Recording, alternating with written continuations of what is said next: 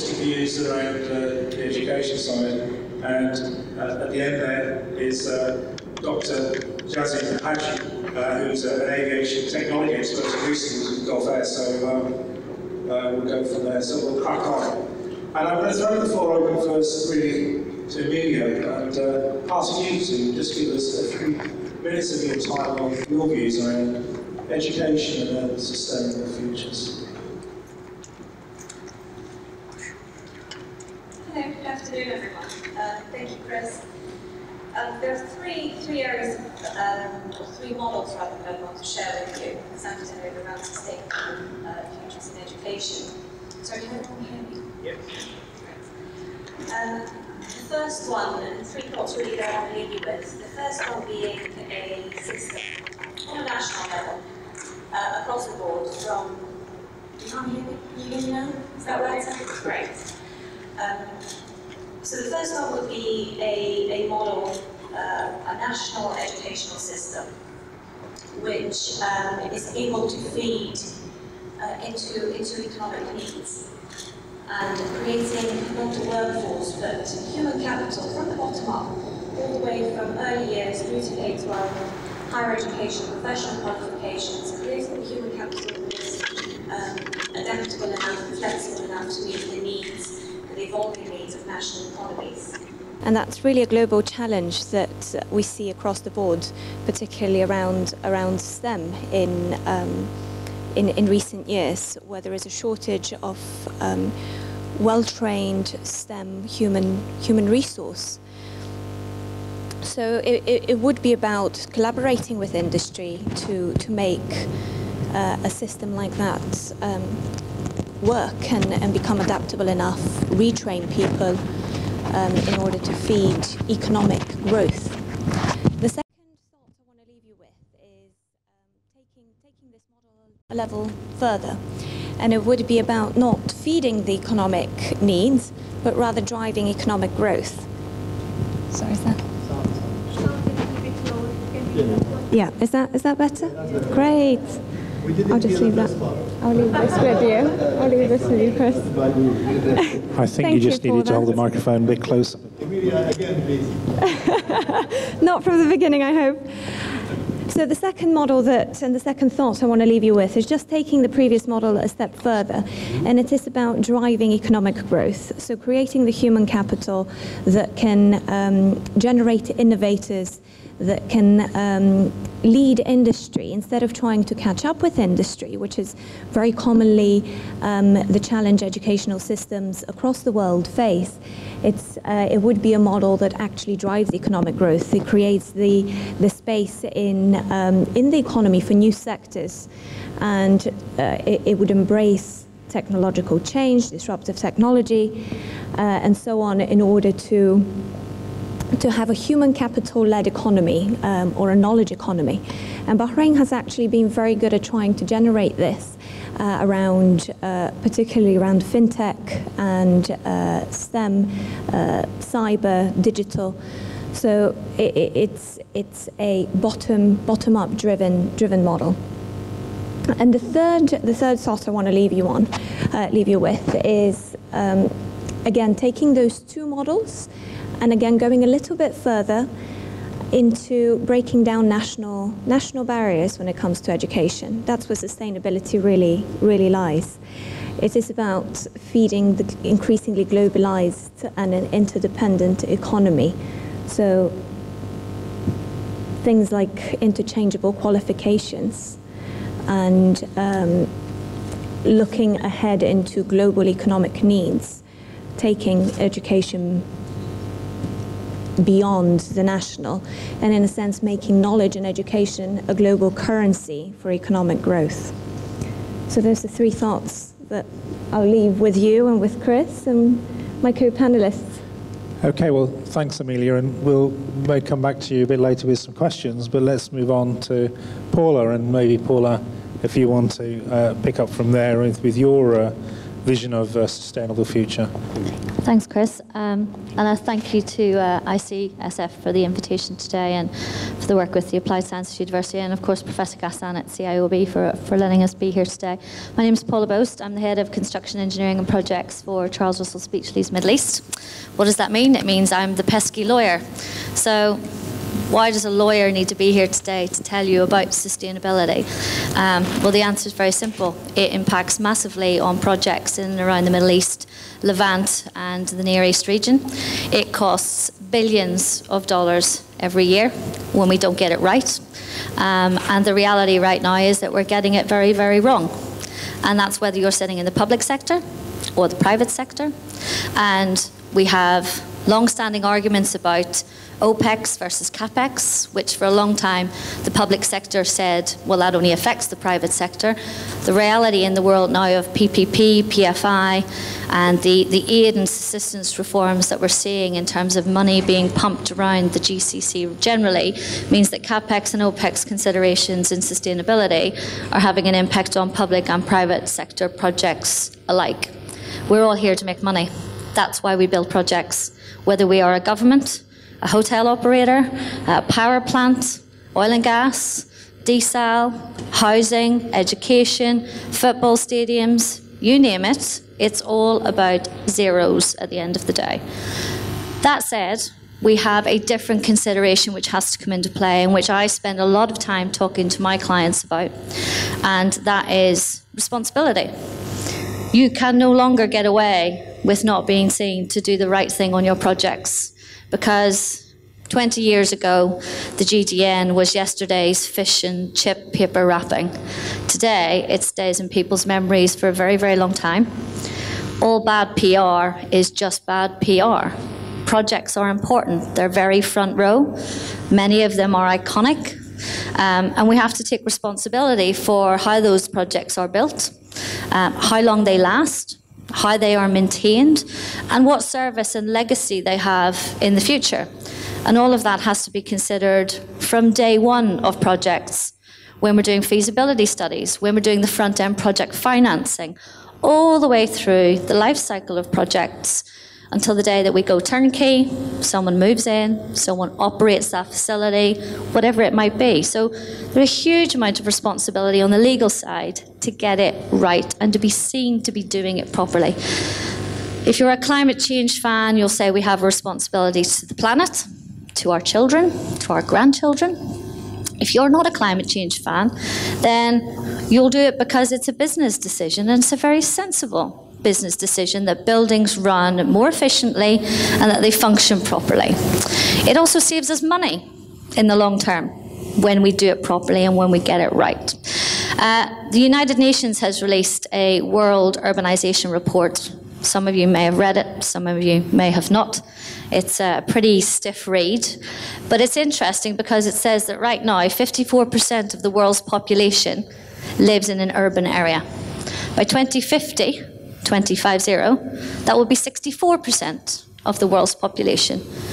The message is very simple. We have to build efficient, sustainable cities. We don't have the luxury of a piece of land, throw it up, spread out as much as we like, build double roads of unnecessary infrastructure. We don't have that luxury anymore. We have to be very sensible about what we build. We have to think about it. We have to do it properly. From the legal end, when we don't do it properly, we end up in disputes. We're just coming out of a global recession, in case anyone missed that one. There's not a lot of spare cash running around, whether you're on the public sector side or the private sector side.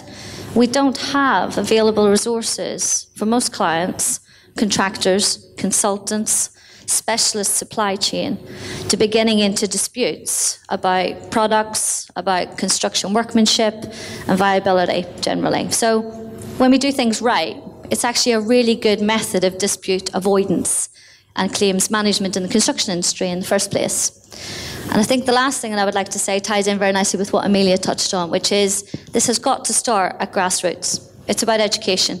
It's about educating our public sector. It's about educating the private sector. And it's creating a generation of construction professionals who understand the responsibility and want to be part of what we're doing going forward. You only get that with properly trained construction professionals. Chris will laugh at me now, Mr. Core. When we sit in meetings together, I sit behind a table and I wait for the engineer to point the finger at the construction manager. I then wait for the construction manager to point the finger at the quantity surveyor or the cost consultant, who then turns his finger and points it right back at the engineer or the project manager, and then someone points it at the client. Okay? No one ever wants to be someone else's responsibility. No one ever wants to take responsibility. But the very hard, real fact in the Middle East, pick a country. Oman, Qatar, Kuwait, Saudi Arabia, I've worked in all of them.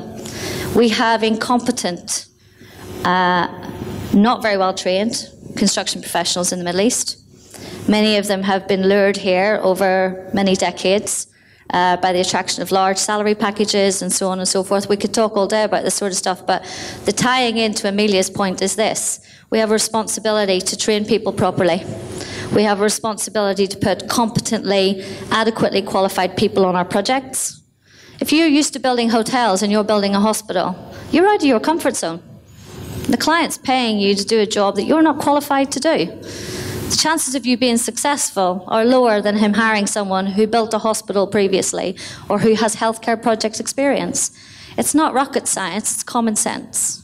But we are faced with challenges economically, finding the right people for the right price at the right level and qualification. We also then have another problem, which is we have to take responsibility for mentoring and developing our young people as they come up through the profession. And that is a very important challenge and one that we should take very, very seriously. And that's why conferences like this are hugely important. So there's a couple of things in there from the legal side, but it's quite a wide-ranging views and opinions. Thanks, Paula, and it's an intriguing prospect. If we make our construction managers better at doing their jobs, maybe we can put the lawyers out of business. And there's a serious point there. Or give you less work, or give them less work to do. Dr. Jassim, over to you. Thank you. Are working? Yeah. Bismillah ar-Rahman ar-Rahim. Sadallah masaakum. Good afternoon, ladies and gentlemen, Professor Ghassan. I would like to just give it perspective from technological perspective. Some of it you may think it's virtual reality, as we call it in technology, but virtual reality that may happen or not. When we talk to our American friends in the aviation and talk about the airports built in this region, the cities, the smart cities, they always tell us, don't compare the rest of the world to this part of the world. This is not a real world. Real world is the rest of the world, because we're moving so fast ahead of everybody else. And the technology that is invented in the West is being deployed in this part of the world quicker than what it happens there, or even in this magnificent. I don't know if you heard of Neom City. It was announced by the Royal Crown Prince of Saudi Arabia, Mohammed bin Salman. The city is 3 times Dubai, with the airport twice as Dubai Airport, which is the biggest airport in the region, been built with the expense of over $500 billion by the Red Sea. And the whole city will be built based on virtual reality, robots, and the state-of-the-art technology. The vision is you will have, even the whole construction is developed and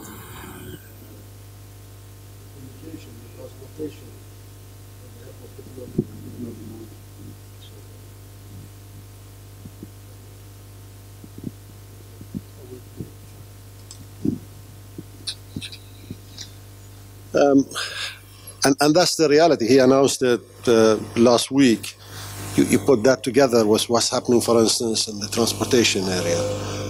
In April, Dubai announced, for instance, flying cars.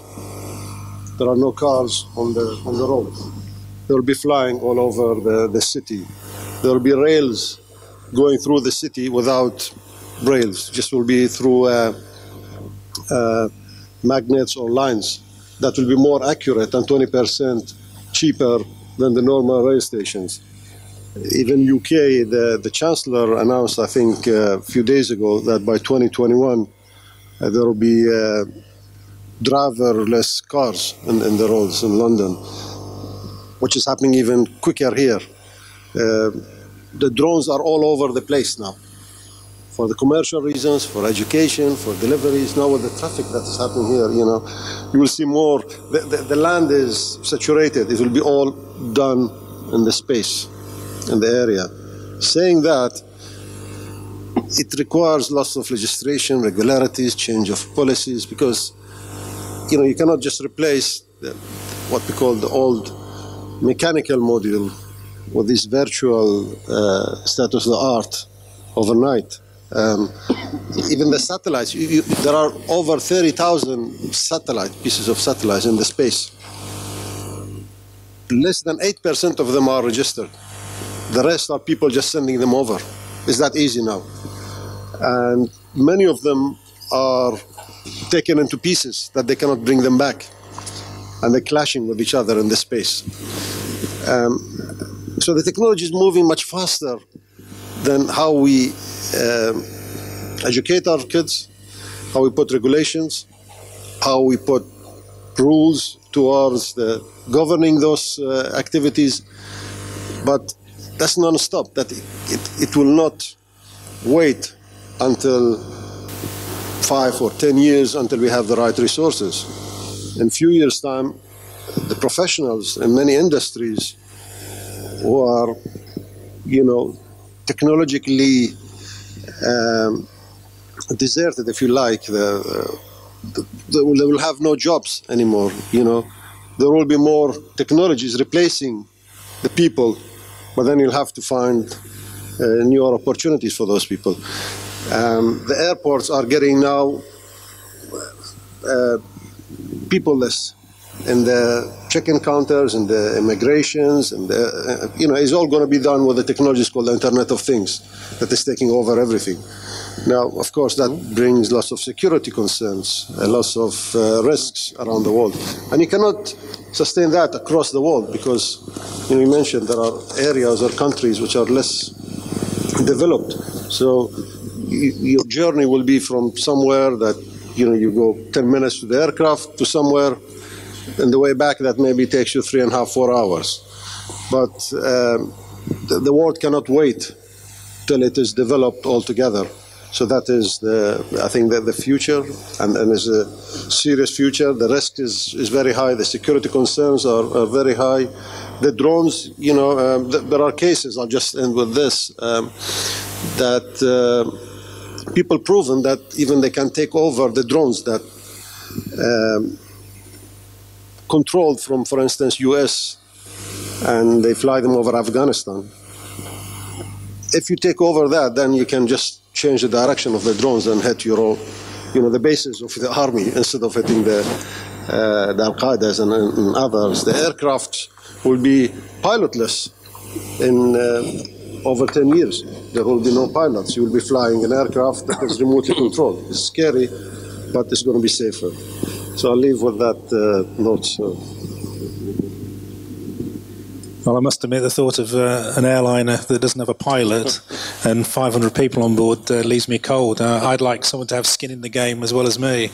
If there's nothing at stake, I don't think I'd feel very comfortable with a person sitting in a room in the side of Heathrow controlling a plane with 500 people and then deciding, well, he's had enough now. But anyway, yeah. Anyway, let's move on. Chris, last but not least, give us your thoughts, please. Thank you very much, Chris. Can I first thank Ghassan and Elaine and yourself and Charles and anybody else here from the CIOB. I joined the CIOB earlier this year. It was a privilege to become a member, and I didn't really know what to expect before I came here today. As has been said, I work with many people. I've been in Bahrain for 11 years. And I didn't really know what to expect today. But education seems to be the theme. But the substantial nature of the various lectures that I've listened to today pretty much brings me back to education, in so much that when I started talking to the CIOB and speaking to Gassan about things that were important, it pretty much goes back to the next generation, those people who we're working hard to support in the future. My children, my grandchildren, and in essence, you know, where do we begin? I spoke to Charles earlier, and I listened to Billy Hare speak about their various aspects of the future, and it is the future. And where do you start? I was listening to Billy, and he was talking about how do we implement changes in the safety, with safety issues here in Bahrain. And it's very difficult because it's very hard to get investors to invest in safety when the labour force is quite transitant here. So I think you have to be a little bit tricky and try and find ways to implement it without the cost being realised. So in some cases, part of the induction process, you can actually increase it and just try and get something into projects where people don't realise that they are making changes. So for me, I've enjoyed my 11 years here on some of the major projects, and we're always trying to find ways where we can influence change for the future. So thank you very much for inviting me here today. Thanks, Chris. Just to wrap up, I suppose it'd be terrible of me to open the floor to questions without giving some of my thoughts, as I've made my other colleagues on the panel cover some of theirs. And I suppose for me, I'd like to see sustainability become the default, not an option. And that actually requires a lot of leadership, particularly from governments, and governments all going in the right step. You know, and Paula made the point that if, you know, at the moment it's an option. If you're sustainability minded, you'll go one way, and if you're not sustainability minded, you will go the other way. But there is a good business case for taking a sustainable approach. So then I tend to think that there is a case for saying, well, let's not worry then about the option. We take that. I think the other thing is that, you know, why do we build? And we build to make people's lives better. And sustainability, I think, has got to be predicated that what we're trying to do is improve the quality of life across the board, not just for a small group, but if something that we do in terms of, particularly in construction, does not improve quality of life across the board, then it runs the risk of failing as a viable project to be done, because you can't do something which is great for some and others lose, because that isn't sustainable. You've got to be able to see how you can continue that improvement of the quality of life across the board. And that's actually quite a challenge, because it means that behaviours have to change. I talked this morning about my view of where I thought professions and professional bodies might be going in the future, you know, and looking at the longer term, you know, impacts rather than just the simple relationship between the professional and the client. And sometimes the professional have to say awkward things to the client and say that's not the way to go. And I would like to think that sometimes professionals would walk away from a client if the client was doing the wrong thing, because at the end of the day, integrity is worth more than, you know, just the next fee. Because somehow you've got to put things in which change behaviours. But it's very difficult, because at the end of the day, when we're doing things to make money, then actually sometimes making money overcomes necessarily doing the right thing. But everyone needs to be on the same track and trying to create that level playing field, which is why I say it comes back very much, I think, to leaderships of governments, because ultimately they're responsible for what happens to society. You know, and we all operate as builders, lawyers and professionals under a licence that we're supposed to be doing the right thing, and everything, the sum total of what we do is supposed to take us in the right direction. But this is where governments have their role to play, I think. And that then, I think, you know, comes back to something that Charles was saying earlier in his presentation. You know, there is a big difference between satisfying people's wants and satisfying people's needs. And we have a world where there's a lot of people whose very basic needs aren't being satisfied, and we've also got the other half of the world whose extravagant wants are being satisfied, and there has to be some sort of rebalancing a little bit of being able to take some of those resources to meeting people's needs, whether it's education, whether it's food, whether it's water, what have you, without us all actually piling up a great big wants list. And I was quite taken by his son's demand for an iPhone 10, when actually he could do everything with an iPhone 5 or 4, but the 10 is the big gizmo. But it's not necessary. And these are the challenges we face. And part of that is because of the environment we've created with, you know, social media and what have you, which drives these extra consumer things and creates a bigger sense of haves and have-nots. And I think there needs to be some move towards saying, yeah, excess isn't always right. So anyway, that's my contribution to that. And I think now it's fairly fair to open to the floor and any of you to throw some questions forward. We'll get one of these microphones in the hands of someone to go wandering around the floor. And who's got the first question? Ah, Charles. Oh, you're taking it round. Well done. Can you hear me? Now, I'm very impressed, Grace. The way you presented them, it's a really nice sequence. I can see that. It's starting from capacity building to PPP and legal issues, delivering projects, going to